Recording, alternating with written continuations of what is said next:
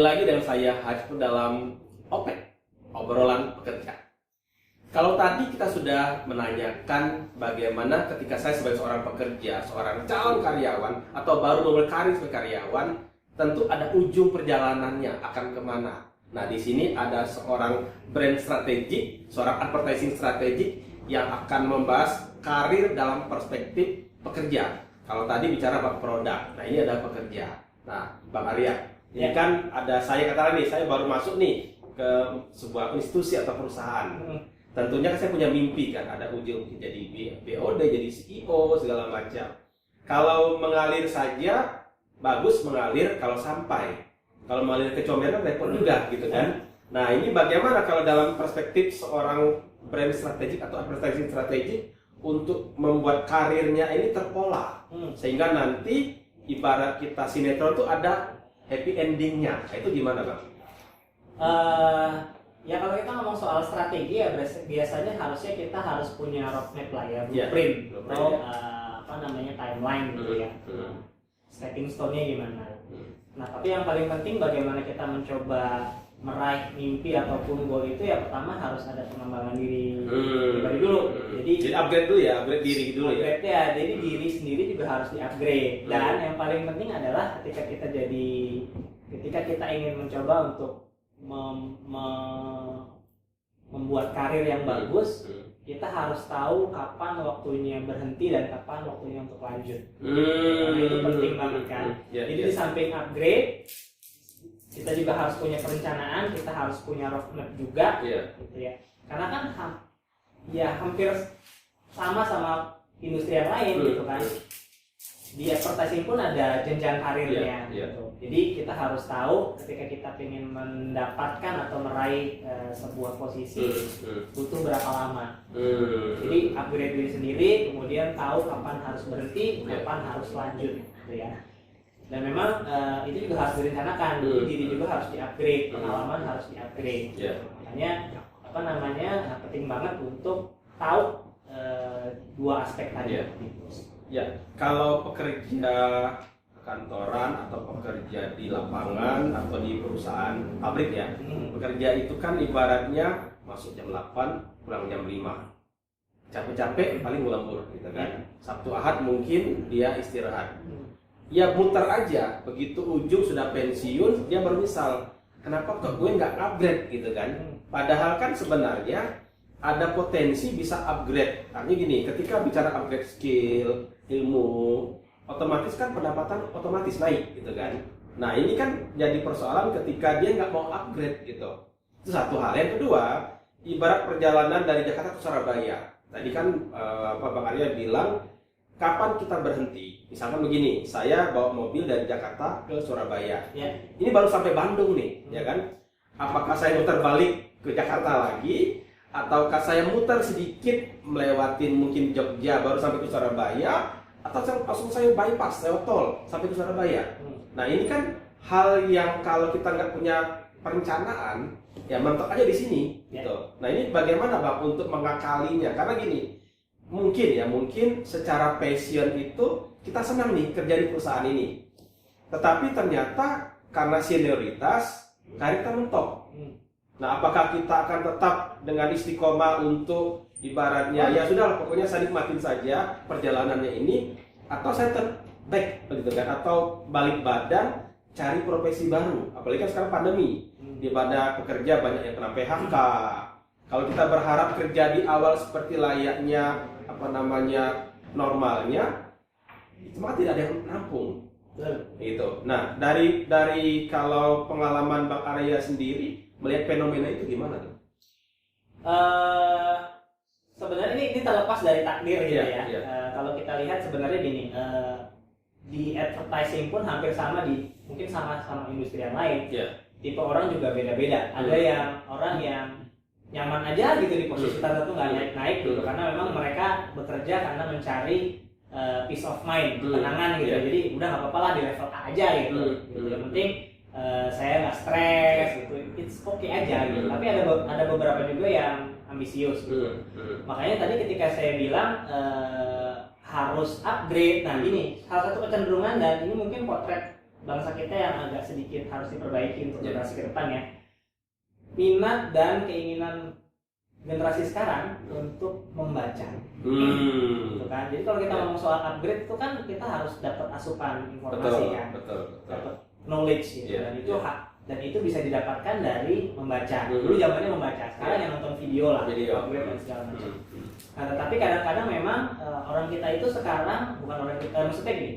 Banyak generasi sekarang yang justru mereka terlenakan dengan hiburan. Jadi sekarang ada streaming video yang begitu masif gitu ya. Jadi kita begitu capek kerja daripada belajar gitu ya, atau upgrade diri yang mendingan having fun aja lah, hiburan aja lah gitu. Itu kan sebenarnya benefitnya mungkin ada gitu, karena memang itu stress relief juga kan, gitu, penghilang stres. Cuman benefit untuk jangka panjangnya ini tidak ada gitu, karena memang tidak banyak ilmu yang bisa kita dapatkan tanpa kita fokus untuk mencari apa yang mau kita coba upgrade, gitu kan. Jadi itulah kalau kita ngomong bagaimana kita mencoba tadi. Pertama adalah nggak semua orang itu pengen mengejar karir gitu, ada yang nyari tenang-tenangnya aja gitu ya, oke gitu, tapi ada yang ambisius. Tapi buat mereka yang ambisius ya tadi, di samping mereka harus tahu pasarnya gitu ya, karena kan kalau kita ngomong soal karir kan mereka berhubungan juga dengan kompetisi kan, kompetisi baik itu dari internal perusahaan atau dari yang lain. Apalagi sekarang ketika zaman terbuka lebar gitu ya, saingan kita bukan orang Indonesia aja gitu, dari yang lain pun harus datang kan. Nah ini kalau kita tidak punya kapasitas mental, kalau kita tidak punya daya saing, ya pasti akan kalah. Jadi memang kuncinya untuk upgrade adalah banyak membaca, banyak melihat, banyak mendengar. Itu sih. Berarti dari sisi karyawan sebenarnya mereka harus mempersiapkan infrastrukturnya dulu. Betul. Sebelum dia ingin mencapai tujuannya. Oke. Nah terus gini Bang, kalau saya atau mungkin para pemirsa di Sahabat Pekerja dalam program OPEC ini ada perusahaannya atau usahanya gitu kan, ingin meminjam atau menyewa jasa profesionalnya Bang Arya, itu gimana tuh Bang?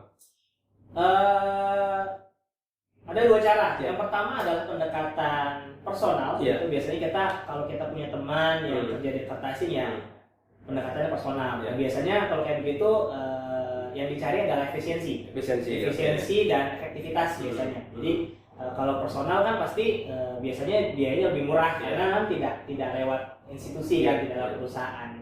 Dan biasanya lebih cepat karena prosesnya ya langsung dengan orangnya gitu. Direct ya. Betul. Tapi yang kedua adalah dari sisi langsung profesionalisme. Jadi langsung dari seseorang atau sebuah brand langsung datang ke perusahaan periklanan. Ada plus dan minusnya masing-masing. Jadi dua cara, bisa pakai cara personal atau pakai cara profesional melalui langsung datang ke perusahaan advertising.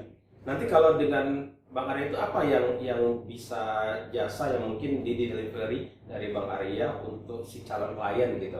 Mungkin bisa cerita sedikit gitu. Iya, biasanya kalau misalkan problem kata begini, saya ingin launching produk A misalkan gitu kan.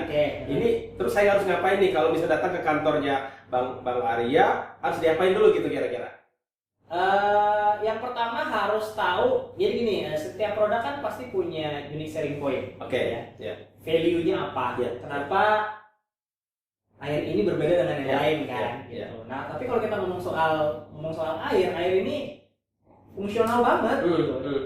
Karena dia ya nggak ada bedanya air satu dengan air yang lain gitu ya. Tapi pertanyaannya adalah kalau kita ngomongin air, kenapa ada merek tertentu yang harganya begitu mahal? Nah memang dari situlah fungsi dari strategic planning atau perencanaan strategis dalam merumuskan atau setidaknya kita harus bisa mencari titik temu bagaimana menghubungkan antara kebutuhan calon customer kita dengan produk yang mau kita jual.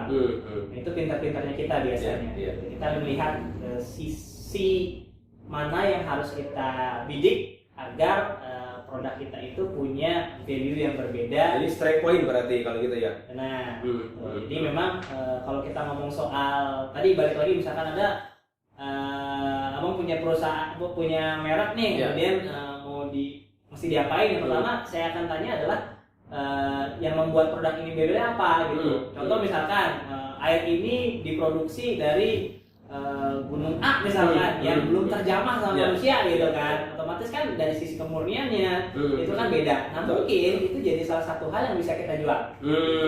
Tetapi ada juga yang dia tidak menjual isinya tapi kemasannya, packagingnya ya. Nah itu juga bisa. Jadi kita ngomongin bukan dari sisi fungsinya produknya tapi dari sisi emosionalnya gitu kan. Karena kan yang membuat orang tertarik atau memutuskan akhirnya membeli sebuah produk dibandingkan produk yang lain itu banyak sekali terdorong dari sisi emosional. Benar gitu kan, karena kita kan bergerak karena kita punya emosi. Betul. Emosi itulah yang dibangun sampai akhirnya menggerakkan seseorang untuk membeli barang A dibandingkan barang B. Tapi seni dalam membuat itu dan melihat itu cukup kompleks lah dan cukup menyenangkan untuk digeluti gitu ya. Berarti sebenarnya apapun produknya ya, tinggal kita cari unique selling point-nya, di mana kekuatannya, itu yang dilihat oleh seorang Arya Kumbara dan tim gitu, akan diulik situ.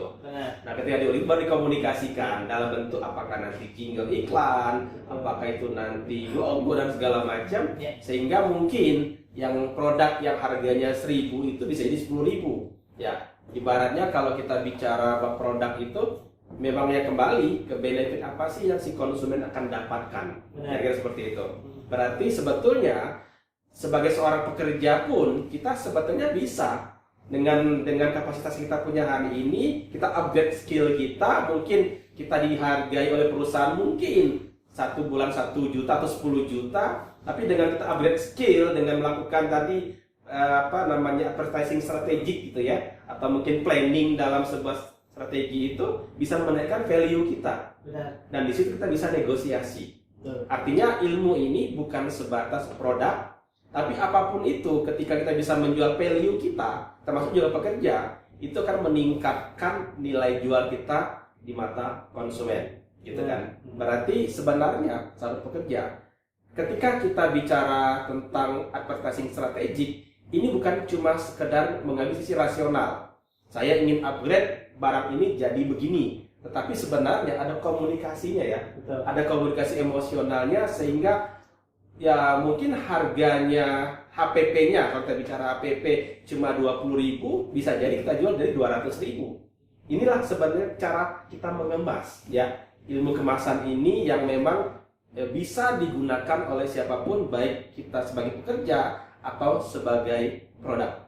Ini luar biasa sahabat pekerja, dan jangan kemana-mana, kita tetap dalam OPEK, obrolan pekerja, dengan saya Hadi Sultra dengan narasumber kita yang luar biasa.